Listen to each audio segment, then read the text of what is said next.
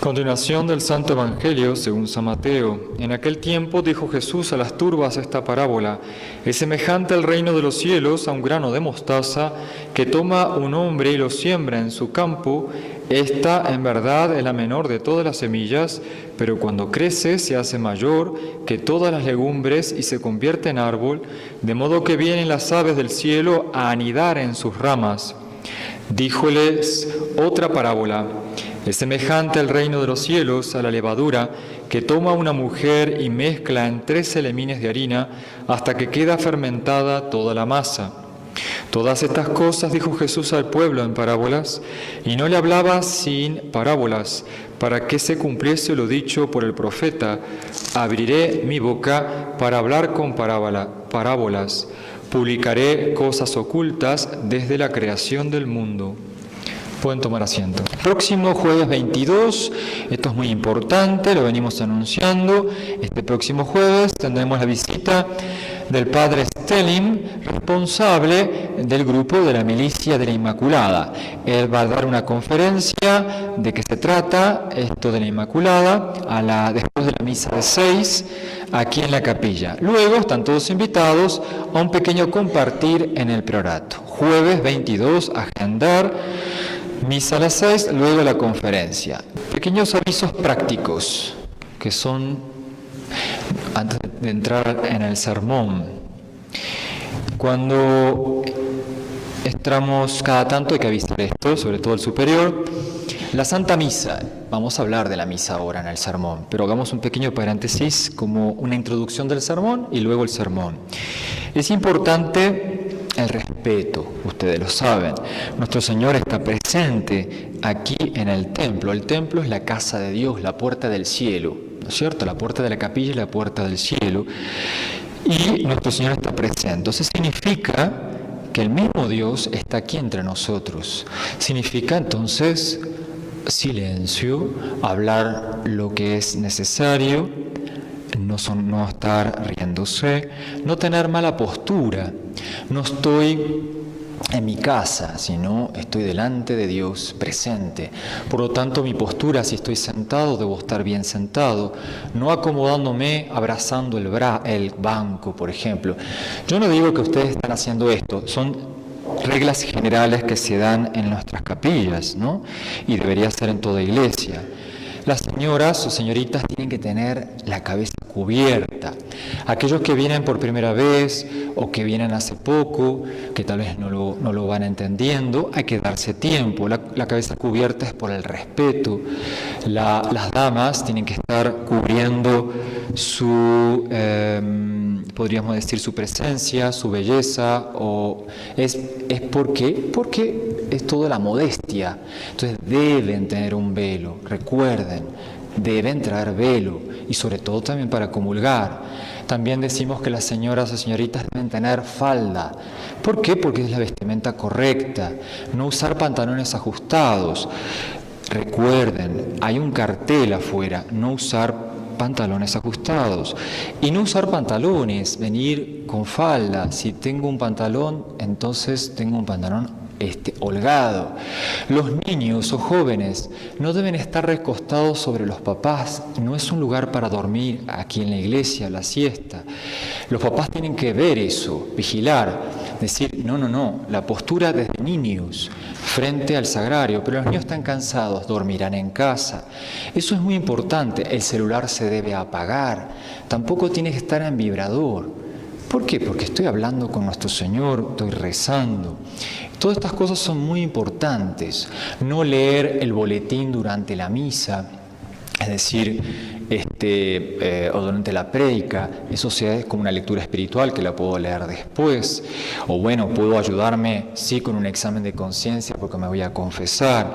Lamentablemente yo hoy estoy solo, no va a haber confesiones durante la misa y tampoco después de la misa porque luego tengo un bautismo. Entonces, todas estas pequeñas indicaciones son muy importantes, hacen a la piedad y a la fe. Así que adelante con mucha confianza y teniéndonos paciencia cada uno, ¿no es cierto? En el nombre del Padre, del Hijo y del Espíritu Santo. Amén. Queridos fieles, como decíamos, hablábamos de la Santa Misa, del respeto. Si pudiéramos calcular el valor de la misa, pero no podemos, porque somos seres humanos, no somos Dios, para terminar de entender el valor infinito de la misa. ¿Por qué voy a misa? Misa, ¿qué quiere decir la palabra misa? ¿Alguna vez se preguntaron qué es misa? Misa viene del verbo en latín mito, que es envío o enviar. Envío de gracias. Y claro, el cielo colma de gracias la tierra. Y la tierra agradece, es decir, la tierra somos nosotros, ¿no? Es decir, los fieles agradecen a Dios todos los inmensos tesoros que recibimos. 4 fines tiene la misa. Adoración. Es el culto perfecto que podemos dar a Dios. Es lo único digno y perfecto aquí en la tierra que podemos ofrecer a Dios. ¿Por qué? Porque es Cristo que muere en nuestros altares por nuestros pecados. Es Cristo. Adoración. Y lo adoramos con el acto supremo. Cristo se ofrece a su Padre. Adorar. Venimos a adorar a Dios. Venimos a darle el culto a Dios. No venimos a hablar entre nosotros, no. Venimos para Dios. Y venimos, segundo fin, para reparar. La misa es para reparar nuestros pecados. ¿Y quién repara? Cristo, que se dice el segundo fin, reparación o propiciación. ¿Quién es el único digno que puede reparar? Cristo, porque se ofrece por nuestros pecados y nosotros lo ofrecemos a Él, ofrecemos el sacrificio para reparar nuestros pecados. Venimos también a pedir, tercer fin, impetrar, pedir, gracias a Dios, las gracias que necesitamos para salvarnos. Y Cristo pide a su Divino Padre. Y venimos a dar acción de gracias, el cuarto fin, todas las gracias que recibimos en la Santa Misa. Y Cristo se ofrece a su Padre también. Imagínense, es un envío continuo de gracias de Dios hacia nosotros. Y nosotros damos gracias a Dios también y pedimos, reparamos, adoramos. La Santa Misa es un sacrificio, no es una cena. No es la Eucaristía, como se dice hoy modernamente. Yo voy no a la Eucaristía, voy a la misa. Eso es lo que es el sacrificio. Con el concilio se ha cambiado totalmente el sentido de estas palabras, el sentido de los fines de la misa. Es más, casi no se perciben los 4 fines de la misa, en la nueva misa. Y la misa fue cambiada.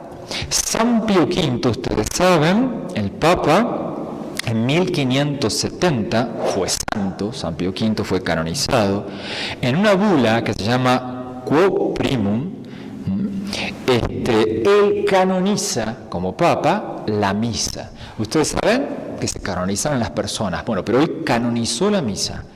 Él dijo que esta misa era santa. Nadie puede descanonizar. Lo nombra santa. Nos, dice San Pío V, hemos decidido y declaramos que los superiores, administradores, canónigos, capellanes y otros sacerdotes de cualquier nombre que sean designados o los religiosos de una orden cualquiera no pueden ser obligados a celebrar la misa de otra manera diferente a cómo nos la hemos fijado y que jamás nadie, quien quiera que sea, podrá contrariarles o forzarles a cambiar de misal o a anular la presente instrucción o a modificarla, sino que ella estará siempre en vigor, válida con toda su fuerza.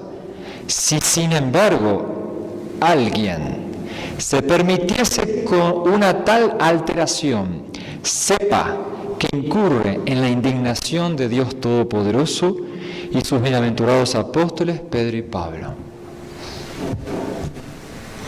San Pío V prohibió hasta sus sucesores cambiar la misa. Está todo dicho. Y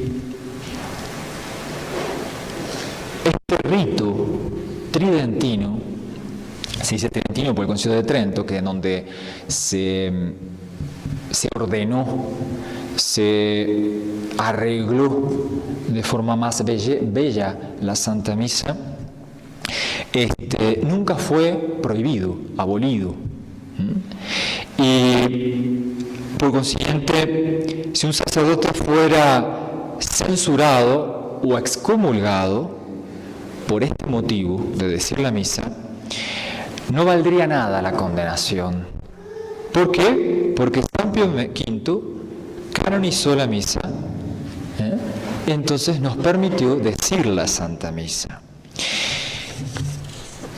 Como primer concepto de lo que estamos hablando. Entonces, uno puede preguntarse, una ley mala no puede obligar, ¿no es cierto? Si a mí me dicen, a partir de ahora vamos todos a robar, no, es una ley mala, no puedo robar, ¿no es cierto? Entonces dice Monseñor Lefebvre, con respecto a santificar los domingos, yo no tengo la misa tridentina, por ejemplo, no la tengo cerca. ¿Debo ir a la misa nueva? ¿Qué debo hacer? Es una obligación santificar el domingo, hay una ley. Pero la ley lo que me dice es que yo me santifique y que le dé gloria a Dios, adoración, como le dije en el primer fin de la misa. Pero si la misa nueva es un show, un teatro, una falta de respeto, cada párroco lo dice como quiere, ¿tengo obligación de ir a esa misa? No, no tengo obligación y no peco mortalmente. Suponiendo una ley sea obligatoria, dice Monseñor Lefebvre, la que produce efectos tan desastrosos como es esta reforma litúrgica, tendría que abrir los ojos a quienes la aplican y hacerlos llegar a la conclusión: no se puede celebrar esta misa. Me obligan a ir a la misa, por supuesto, hay un mandamiento, pero a esta clase de misa, a este rito. Una ley está hecha, son principios, cuidado, principios de moral, no lo estamos inventando. Una ley está hecha para bien de la Iglesia, no para su mal. Estamos viendo que produce la nueva misa efectos absolutamente deplorables. Es decir, una libertad, un abuso en la liturgia y en la aplicación de los sacramentos hasta el punto de repugnar a los fieles y hacer abandonar los sacramentos y la misa. Muchos fieles ya ponen un pie en la iglesia, muchos jóvenes pierden muchas vocaciones, ya no ponen el pie en la iglesia, muchas vocaciones se pierden y muchas otras cosas que se ven son escandalosas. ¿Por qué asistir a esas ceremonias que son teatro, llegando a ser muchas veces sacrilegios? ¿Cómo queréis que la gente siga creyendo cuando ven ese teatro?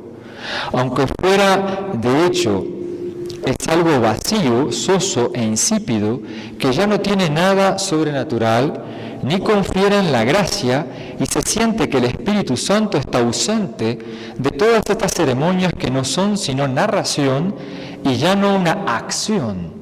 Ya no es un sacrificio, sino una simple comida. Todo va en el mismo sentido. Los efectos que producen nos hacen justamente suspender la aplicación de la ley de obligarnos a misa. No se aplica una ley que es mala y que va contra la finalidad que debe alcanzarse. ¿Cuál es la finalidad de ir a misa? El bien, la vitalidad, lo sobrenatural de la Iglesia y el crecimiento del cuerpo místico, que somos nosotros, somos parte del cuerpo místico. El sentido común nos lo indica. ¿Cuántas veces ustedes se han sorprendido cuando van a una iglesia donde hay guitarra, platillos, donde la gente hace distintas lecturas, donde se reparte la comunión en la mano, quien fuere, donde hay adúlteros que comulgan, o los adúlteros que reparten la comunión, homosexuales que comulgan? ¿Qué es esto? Y si la misa se dice, aunque se diga con piedad, la misa nueva, y respeto a las nuevas normas litúrgicas, igual está impregnado de un espíritu protestante. Ustedes saben muy bien que cuando se arregló la misa, Pablo VI consultó a pastores protestantes para que los ayudaran al concilio a modificar la misa. Y pastores protestantes muy conocidos del grupo de Taizé dijeron después del concilio: ahora estamos bien unidos a los católicos, no hay algo que nos separe en el culto. La misa nueva es totalmente protestante. Entonces no tengo obligación de asistir y de ponerme de una postura indigno, porque me siento incluso con indignación muchas veces. Y además, por catecismo se sabe que cuando uno comulga, participa, para decirlo de alguna forma, 100% de la Santa Misa. Todo lo que yo rezo expresa lo que creo, por supuesto. Es una ley, eso se entiende. Si yo rezo, estoy expresando lo que creo, en quien creo. Y la misa expresa toda la doctrina católica. Todo gira alrededor de la misa. Todo. La vida del sacerdote gira alrededor de la misa. Está hecho para la misa, ¿no? Y sin la misa no tendríamos vida eterna, no podremos conseguir el cielo, no podremos santificarnos, no podremos llevar la caridad. Y como hoy dicen que hablan tanto de la palabra, que esos también son términos protestantes, la palabra. Antes del concilio se hablaba de la Sagrada Escritura, de la Biblia, de la doctrina, de predicar. Ahora se habla de la palabra. Bueno, tampoco podría llevar la palabra, entre comillas, sin comulgar, sin participar de la misa. Entonces, cuando yo comulgo de la doctrina que sale de la misa. Cuando yo comulgo en la misa nueva, participo, creo y me uno a la doctrina nueva. Esto es grave. Si rechazamos las enseñanzas modernistas del concilio, tenemos que rechazar también esta misa protestantizada. Y entonces no debo comulgar, porque estoy participando 100% de toda esa doctrina que sale de la misa nueva. Es importante saberlo esto, por eso yo quería predicar sobre la misa. No se trata aquí del latín, no se trata si tenemos sotana o si tenemos velo, falda, no. Se trata de la doctrina de nuestra fe. ¿Sí? Entonces, estas nociones son de catecismo, no son cuestiones de Monseñor Lefebvre, no son cuestiones del Padre Conte que le está hablando, son las cosas que practicaron los sacerdotes, monjas, santos, y los santos sacerdotes, los papas, antes del concilio. La doctrina es una, no puede cambiar. No pueden venir a decirnos que hoy ya no es pecado, lo que ayer era pecado y lo que será mañana pecado, ¿sí? Los mandamientos no cambian, no pueden cambiar. La ley es una porque Dios es uno, y uno es el culto, porque Dios es uno. Y fuera de la Iglesia Católica no hay salvación. Y nuestro Señor nos dijo, el que crea, se salvará. El que no cree, se condenará. ¿Es blanco o negro? Pidamos a Nuestra Señora entonces estar atentos en la Santa Misa. Como ella estuvo atenta al pie de la cruz, la misa, la piel de la cruz, el Viernes Santo. Él se entregó, como se entrega en cada misa, al pie de la cruz, pidiéndole que nos bañe siempre con esa sangre que surgió de la Santa Cruz, esa sangre que fue y es y será siempre redentora. Ave María Purísima. En el Padre, del Hijo y del Espíritu Santo. Amén.